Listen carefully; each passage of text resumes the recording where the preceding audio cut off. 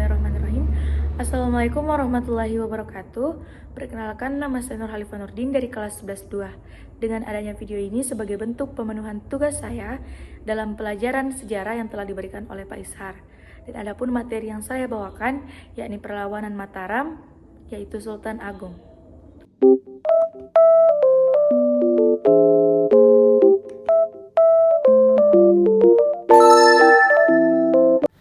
Perlawanan rakyat Mataram terhadap VOC. Pada masa pemerintahan Sultan Agung Mataram mencapai keemasan, bercita-cita untuk mempersatukan seluruh tanah Jawa dan mengusir kekuasaan asing dari bumi Nusantara termasuk VOC. Tindakan VOC yang terus berupaya untuk melakukan monopoli perdagangan membuat para pedagang pribumi mengalami kemunduran. Kebijakan monopoli itu juga dapat membawa penderitaan bagi rakyat Sultan Agung. Kemudian, Sultan Agung merencanakan serangan ke Batavia, serta ada beberapa alasan mengapa Sultan Agung merencanakan serangan ke Batavia.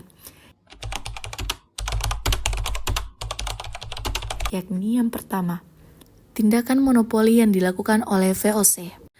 Yang kedua, karena VOC sering menghalang-halangi kapal Mataram yang akan berdagang ke Malaka. Kemudian yang ketiga adalah karena VOC menolak untuk mengakui kedaulatan Mataram. Dan yang keempat, keberadaan VOC di Batavia telah memberikan ancaman serius bagi masa depan Pulau Jawa. Jalannya perlawanan 1, serangan tahun 1628, pada tahun 1628 ini, Sultan Agung mempersiapkan pasukan dengan segenap persenjataan dan perbekalan untuk menyerang Batavia dengan Gubernur Jenderal VOC, yakni Jan Pieterszoon Koen. Akan tetapi, kekuatan tentara VOC dengan senjatanya yang jauh lebih canggih sehingga dapat memukul mundur semua lini kekuatan pasukan Mataram. Serangan tentara ke Sultan Agung pada tahun 1628 itu ternyata belum berhasil.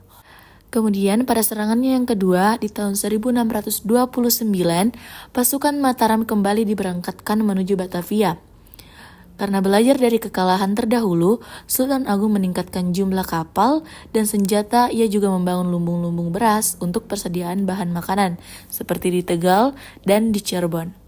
Namun ternyata, VOC mengetahui hal itu. Kemudian VOC mengirim kapal-kapal perang untuk menghancurkan lumbung-lumbung yang dipersiapkan pasukan Mataram di Tegal. Kemudian VOC berhasil menghancurkan 200 kapal Mataram serta 400 rumah penduduk, serta dapat juga menghancurkan lumbung beras dengan mengandalkan persenjataan yang lebih baik dan lengkap, sehingga akhirnya dapat menghentikan serangan pasukan Mataram. Pasukan Mataram pun semakin melemah dan akhirnya ditarik mundur kembali ke Mataram.